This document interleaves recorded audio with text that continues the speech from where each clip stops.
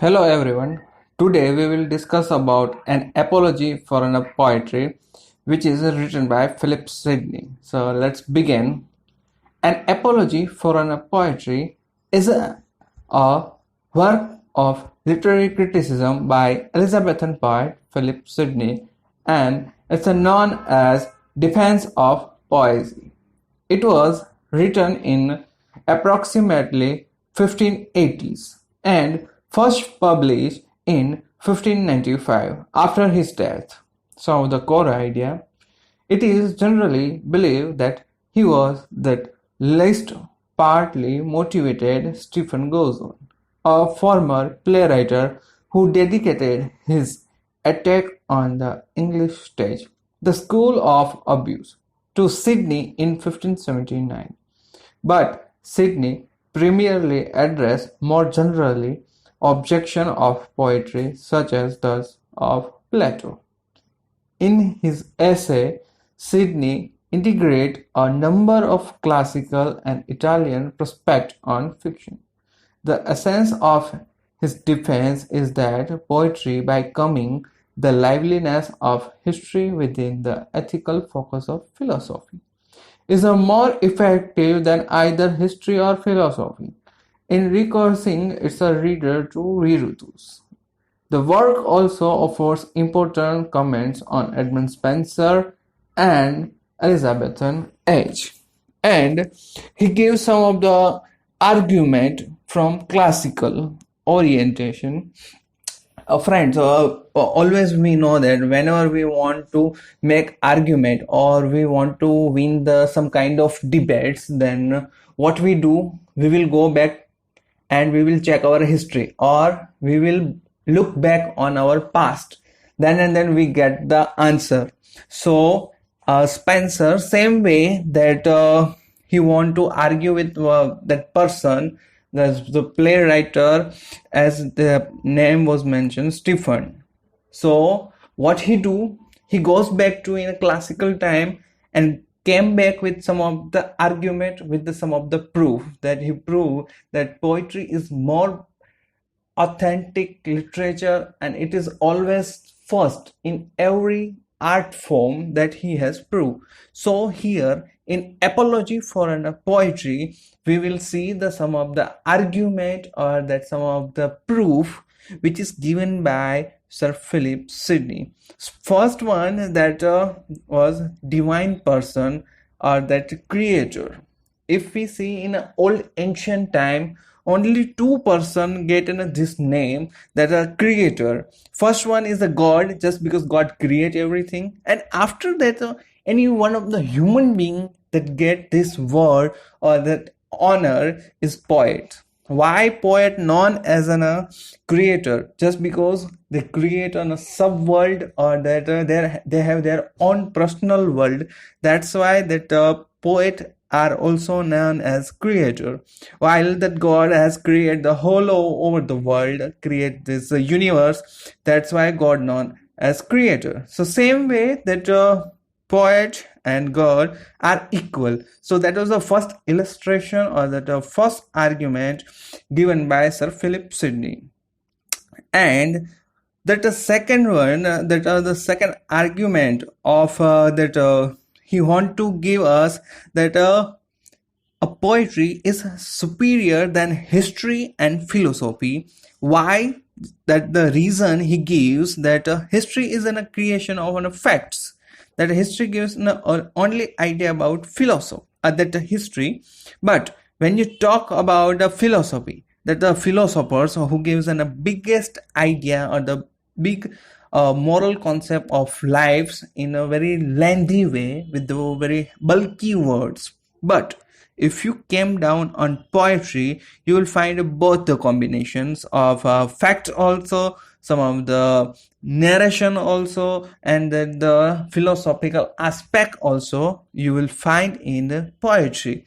So these are the argument that Sir Philip Sidney have put it here, that proves that there is something superiority in his art form, or that poetry has that kind of courtesy that it can prove that poetry is more superior than any of other.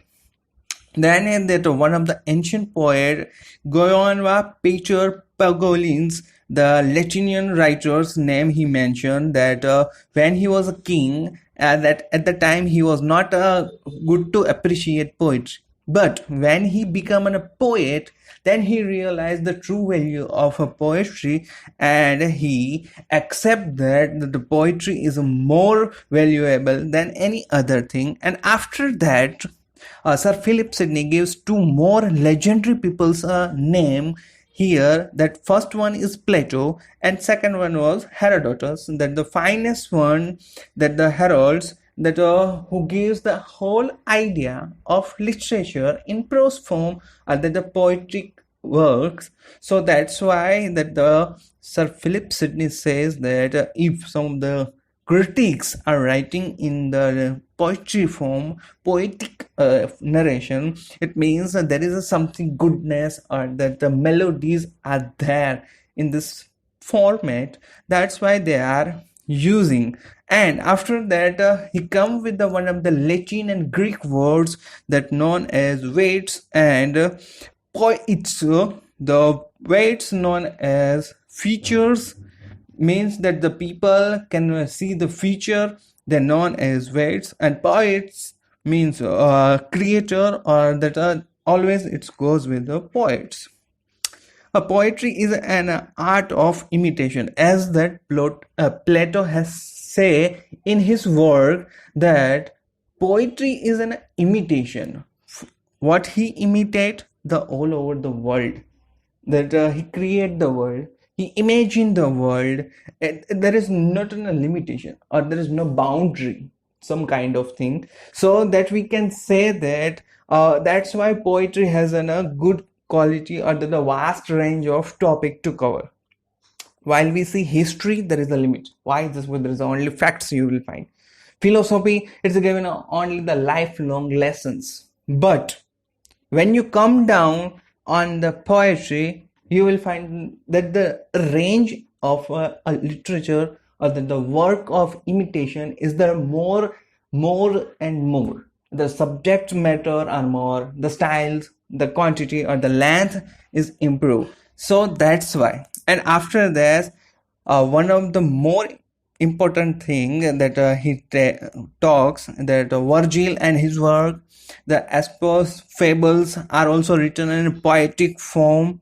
So somehow Sir Philip Sidney tried to cover up that a poetry is more greater than any other things, and he gives argument within a classical or the old times, some of the argument with some great persons like Plato, Herodotus, or heralds, and some of the Greek word which is used for poets.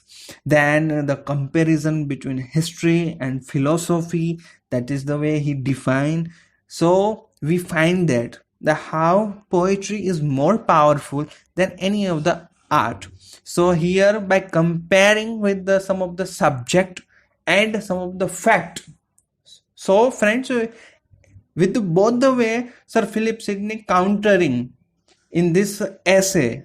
So here we find both the narration, both the fact, that how he defined, and after that there is the four argument, that is in this basis that Plato that Sir Philip Sidney write this work. So what are the argument has put it? The four argument is poetry is the worst of waste of time. That was the first argument. It is somehow true also that poetry is a waste of time. The argument came from a Stephen's side, and Sir Philip Sidney has countered. Poetry is a mother of lie. Why? Just because the poets are always create an illusion. They are not believe in real life or that real world. That's why. It is a nurse of abuse. Somehow, just because they are not following a natural biological clocks, so somehow poets are abusers.